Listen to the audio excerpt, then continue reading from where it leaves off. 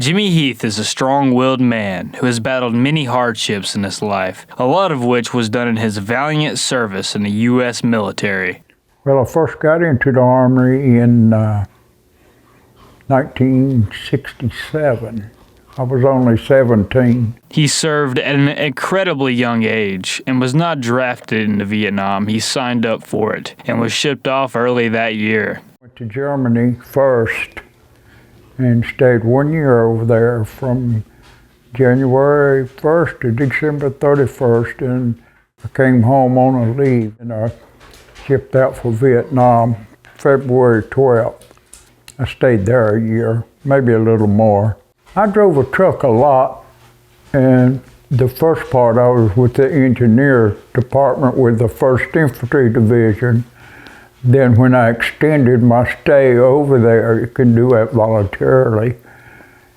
And when you leave Vietnam, if you got less than 150 days left on your enlistment, you get out, honorable discharge, and all that. Jimmy extended his stay to 150 days where he received an honorable discharge. During his time in Vietnam, he went through many hard circumstances.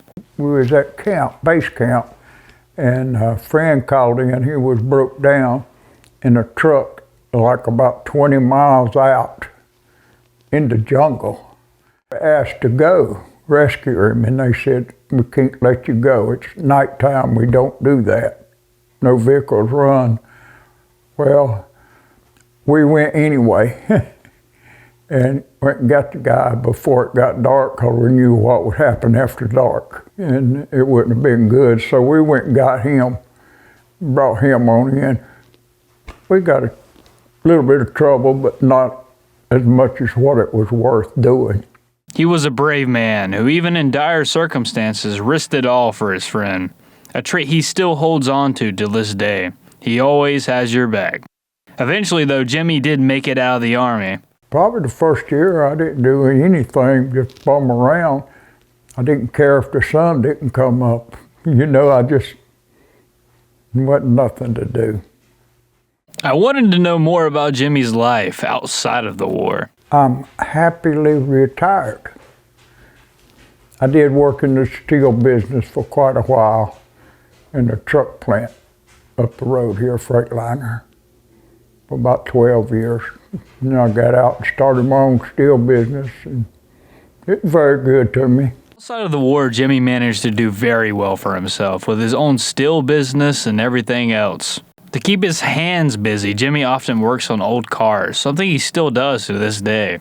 I'm working on the older 55 Chevrolet truck right now, and I've been working on it too long. Hit a lot of problems because I'm trying to fix it up nice. And I got a dune buggy, Volkswagen dune buggy that I hadn't touched in probably a year. But I've had a lot of old cars, a whole lot of them, and I've enjoyed it.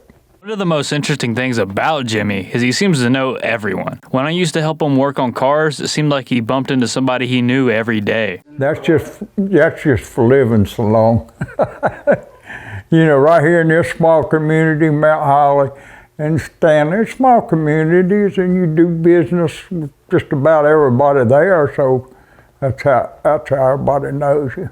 This man has had one of the most interesting lives I've ever witnessed. So I had one last thing I wanted to know from him. How does he keep going? Despite all the hardship, what keeps him pushing through? I just enjoy going up to the shop and doing mechanic work, welding, and stuff like that. I enjoy it, and I like getting Susan up early in the morning because she don't like it.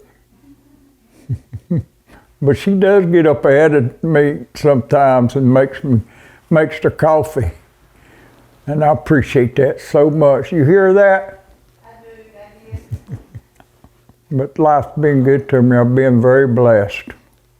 Blessed with a lot of, children, grandchildren, and everything. I'm just blessed with a wife like that. I just feel like I'm blessed. I'm saved, I'm a Christian, and that's the way I want it to be. So I don't care if I go today or tomorrow or whenever. So, it doesn't scare me. Jimmy Heath is one of the most amazing people I know. He's funny, witty, and kind. I could break down 12 hours from him and he would be on his way to pick me up. He doesn't give up on people and never gives up in general. That's one of the most inspirational parts of his character, and I think we can all learn from that.